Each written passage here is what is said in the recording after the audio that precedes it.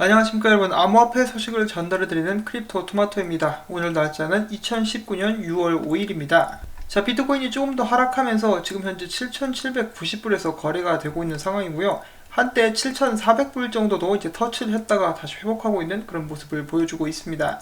자, 이 비트코인의 하락 때문에 마음이 많이 힘드신 분들도 계실 거라고 생각이 드는데, 지금 이런 상황에 대해서 몇 가지 의견들을 잠깐 보도록 하겠습니다. 지금 이 사람 같은 경우는 비트코인이 여기서 떨어지게 된다 할지라도 7,200달러 선에서 지지를 받게 될 것이다. 그리고 그 지지선을 테스트를 하게 될 것인데, 이 지지선은 2017년도부터 굳건했었던 지지 라인이다 라고 이런 식으로 이야기를 해주고 있습니다. 어제 의견과 이제 좀 비슷하죠. 그가 보고 있는 차트의 모습이고요. 자, 그 다음에 또 다른 분석가는 이렇게 이야기를 합니다. 비트코인이 6,900달러에서 7,300달러 선에서 횡보를 해준다 그러면은 알트코인 대잔치가 일어날 수도 있다 라고 이야기를 해줍니다. 이 비트코인을 펌핑을 했었던 돈이 이제 알트코인으로 들어갈 수도 있다 라고 이렇게 예측을 하고 있는 것이죠. 자, 과연 전국 알트 자랑이 펼쳐질 수 있을지 저희가 한번 기대를 해볼 수도 있는 그런 부분이긴 한데, 이 차트 분석가들의 말을 완전히 믿지 않으시는 분들도 계세요. 저도 그 마음을 잘 이해를 할 수가 있는데, 이 차트는 가능성을 놓고 이제 대비를 하는 차원에서 제가 보고 있는 것이죠. 그리고 여러분들께 한 가지 더 드리고 싶은 말씀이 있는데, 제가 이렇게 차트 분석가들 의견을 공유를 할 때 막 아무나의 의견을 가지고 오는 것이 아니라, 제가 이런 사람들을 평소에 지켜봅니다. 이 사람들이 수익을 내고 있는지, 계속해서 차트를 어떤 식으로 공유를 하고 있는지를 보면서 좀 잘 보는 사람들, 말 그대로 돈을 버는 사람들의 의견을 가지고 오고 있습니다. 차트 분석가도 이제 다 급이 있겠죠. 저도 보면은 그런 패턴이라든지 그냥 프로그램 쓰는 거 외워가지고 선 찍찍 그으면서 자신이 무슨 차트 잘 보는 것처럼 이야기하는 사람들이 있는데, 그런 사람들 것은 이제 참고를 하지 않습니다. 국내에도 정말 잘 보시는 분들이 있는가 하면은 그렇지 않은 사람들도 굉장히 많이 있죠. 자, 아무튼 정말 잘 보시는 분들의 의견을 참고로 하시면은 분명히 도움이 될 수 있을 것이라고 말씀을 드리면서 다음 소식 보도록 하겠습니다. 다음은 국내 소식인데요. 금융위원회 6월 중 거래소 적격 심사를 통해서 암호화폐 계좌, 가상계좌 허용을 검토하겠다. 잠깐 또 기사를 읽어보면은 6월 중으로 현재 국내 무분별하게 만연되고 있는 거래소의 적격 심사를 통해서 일부 부적합 판정을 받는 거래소는 강력하게 퇴출시키고, 검증된 거래소에 대해서는 신규 가상 계좌를 허용함으로써 시장 통제력을 높이고 거래소 난입을 억제하고자 하는 의도가 있다라고 하는데, 이 부분까지만 딱 읽어봤을 때 사람들이 정말 좋다, 드디어 대한민국에도 봄은 오는가, 오늘 삼겹살에다가 축하 소주를 한잔 해야 되는가 라고 생각을 할 수 있겠는데, 조금 있다가는 뭐 이런 기사가 나오게 됩니다. 팩트체크: 앞선 기사는 금융위의 공식 입장 또는 방침을 바탕으로 작성된 내용이 아니다. 이는 일부 거래소들 사이에서 도는 소문을 찌라시를 토대로 작성됐을 가능성이 있다라고 이야기를 한 것인데, 한마디로 기레기의 농간에 사람들이 놀아놨다. 이 삼겹살 대신에 기레기 잡아가지고 기레기살을 구워 먹어야 되겠다. 나쁜 놈들이죠. 정말로 사람을 들었다 놨다. 이 기레기들이 더 나빠요. 이런 악성 기사들을 이제 미연에 방지를 하기 위해서라도 블록체인 기술이 빨리 도입이 돼야 되겠습니다. 자, 그리고 대한민국 정부는 ICO를 이제 금지를 시켰죠. 그 말은 IO도 금지된 것이다 라고 변호사가 이야기를 해주었습니다. 자, 그 다음엔 전 세계적으로 화제가 되고 있는 소식이 있죠. 바로 저스틴 선과 워렌 버핏의 점심 맞다이는 아니고 이제 점심 식사를 같이 하게 되었다라는 그 소식 때문에 굉장히 크게 이제 많은 사람들의 주목을 받고 있는데, 좀 더 자세한 사항이 나왔기 때문에 함께 보도록 하겠습니다.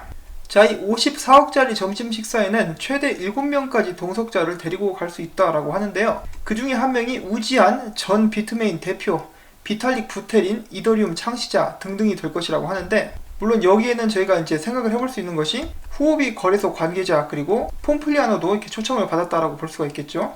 자, 아무튼 중국 암호화폐 미디어를 잠깐 보면은 저스틴 선과 워렌 버핏과의 오찬 일자는 2019년 3분기 중에 장소는 샌프란시스코에서 가지게 될 예정이다.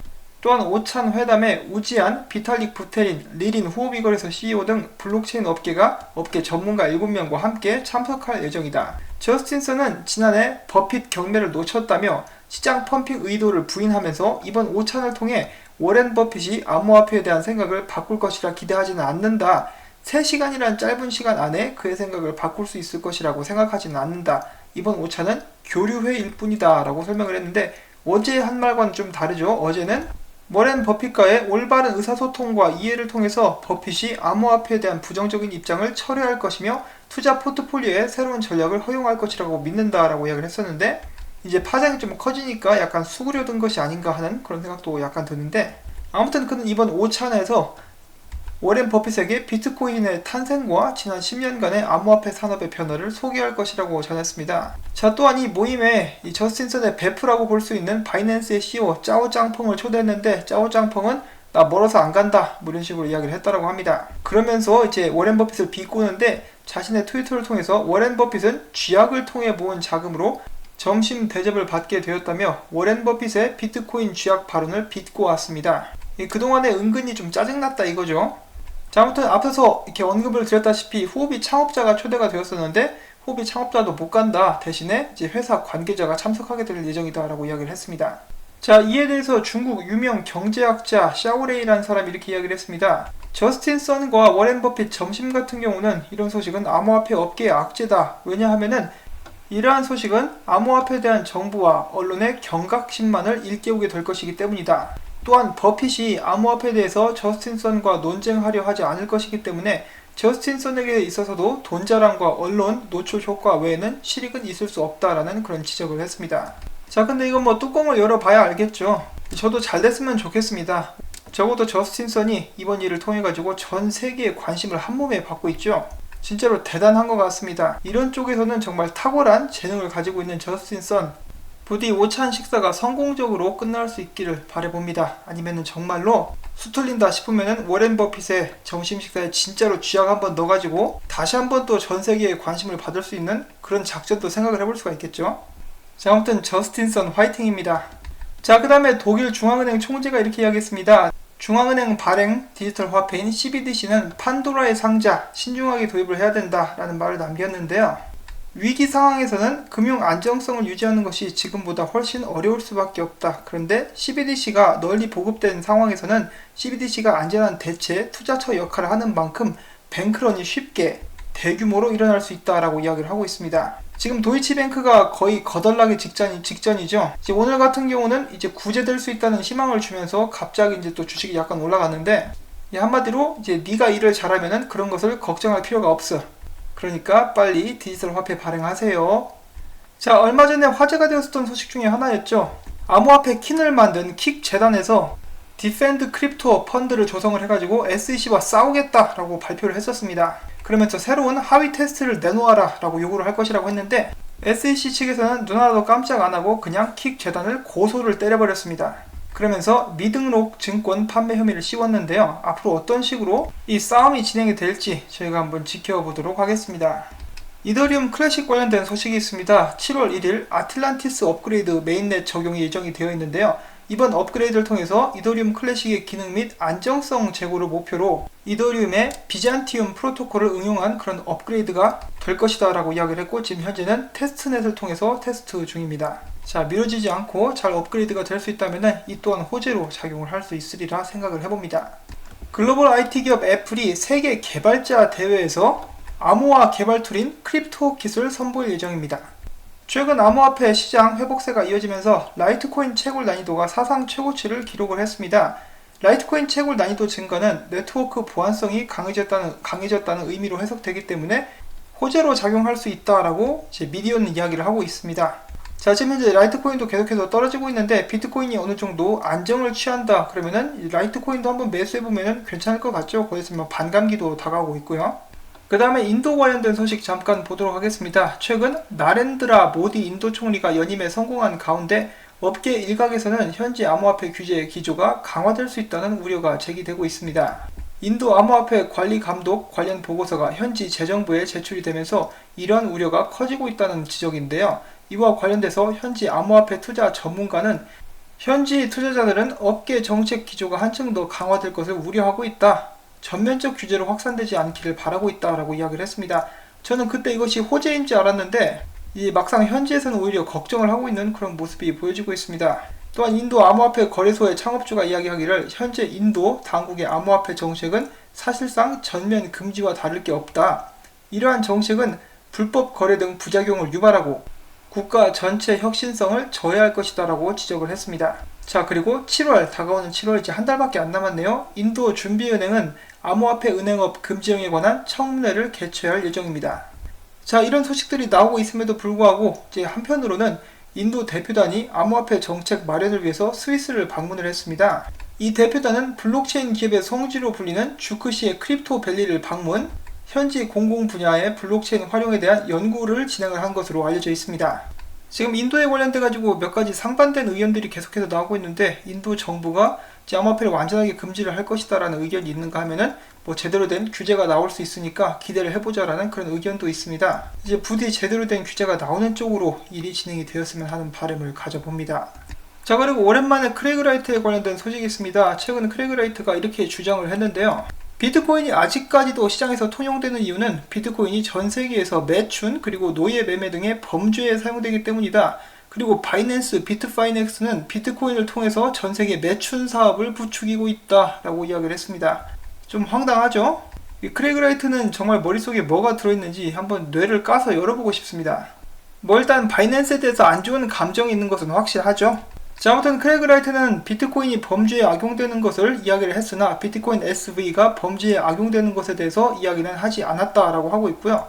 이를 들은 CG는 사람들이 크레이그 라이트를 명예훼손 혐의로 이렇게 고소를 해야 된다라고 이렇게 이야기를 했을 때 이렇게 대답을 했다라고 합니다. 저런 관심종자한테는 먹이를 줘서는 안 된다. 깔끔하죠? 아무튼 그가 이렇게 활발하게 활동을 해줌으로써 비트코인 SV 가격이 많이 올라갔기 때문에 그로 인해서 수익을 내신 분들께는 축하드린다는 말씀을 전해드립니다.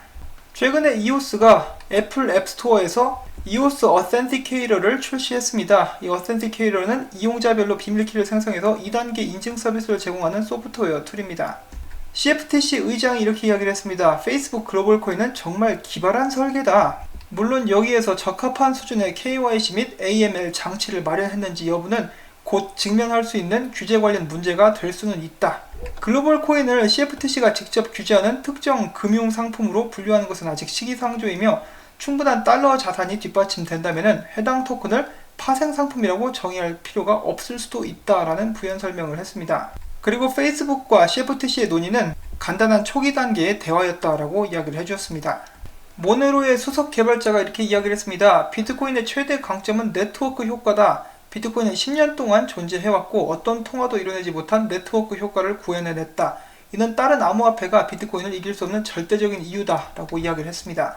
그리고 비트코인의 또 다른 최대 강점, 세력들의 장난감이다 라는 것도 들 수가 있겠죠. 자, 비트코인 고래 의도적인 펌핑 때문에 어제 하락이 왔었다라는 그런 소식들이 빠르게 퍼져나가고 있습니다.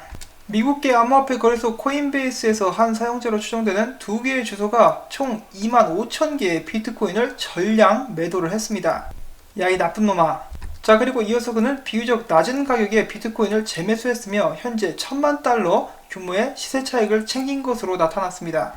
야, 이거 완전히 조작질이죠. 이 치사 빤스 같은 놈인데 돈이 돈을 번다고? 고래면 고래답게 좀 돈을 벌 것이지 개미들 피를 쪽쪽 빨아먹고 나갔습니다. 자, 정확히는 어떤 일이 있었느냐 조금 더 구체적으로 보도록 할게요. 이제 어제 하락이 시작되기 20분에서 30분 전에 이제 코인베이스에서 고래가 25,000개의 비트코인을 던집니다.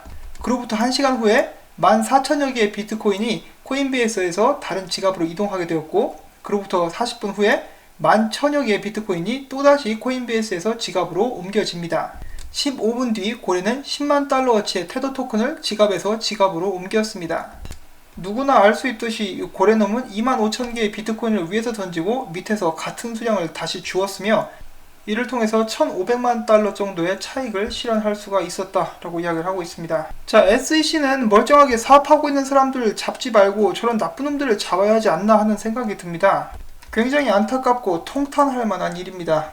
자, 그럼에도 불구하고 비트코인은 올해 성적이 가장 훌륭한 자산 클래스다라는 그런 결과 보고서가 또 나왔습니다. 대부분의 보수적인 투자자가 비트코인의 3%를 할당한다면 변동성을 크게 증가시키지 않고 지난 3년간 연간 수익률이 12%에 달했을 것이다.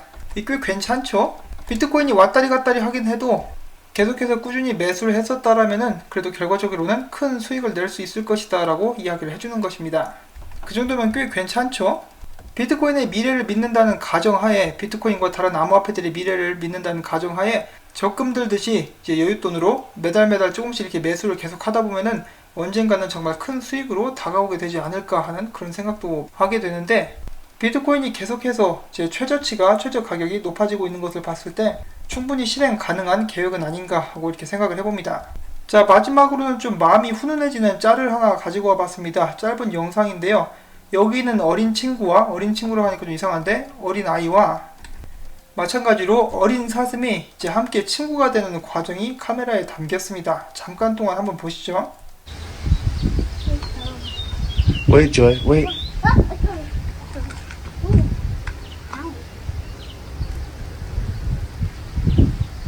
아, 귀엽죠? 자, 그 다음에는 You want to bring him in the house? We can't. Let's see if we can find him some food. Yes. Let's go. Okay. 그 Come. 다음엔 사슴이 얘를 Who's 따라옵니다. your friend? You got a new friend? Yes. Oh. 굉장히 귀엽죠? 그러니까. Okay. Hold on.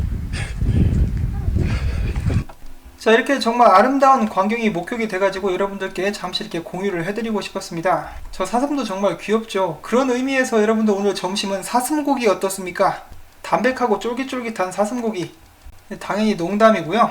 부디 이 영상이 여러분들의 마음에 이제 여유와 편안함을 가져다 드릴 수 있기를 바라면서 오늘 영상은 여기서 또 마무리를 짓도록 하겠습니다. 도움이 되셨다면 구독과 좋아요 그리고 광고를 처음부터 광고가 끝날 때까지 꼭 시청을 해주시면 제가 계속해서 이렇게 채널을 이어가고 열심히 일을 하는데 큰 도움이 됩니다. 이 광고가 나오는 동안 일어서서 스트레칭도 하시고 이 식사를 뭐 드실지 고민을 해보시는 것도 이제 한 가지의 재미가 될 수가 있겠죠. 굳이 광고를 시청하지 않으시고 끝날 때까지 틀어만 두셔도 저에게 정말 큰 도움이 되기 때문에 그런 점에 대해서 부탁을 드리면서 전 다음에 새로운 소식 가지고 찾아뵙도록 하겠습니다. 안녕히 계십시오.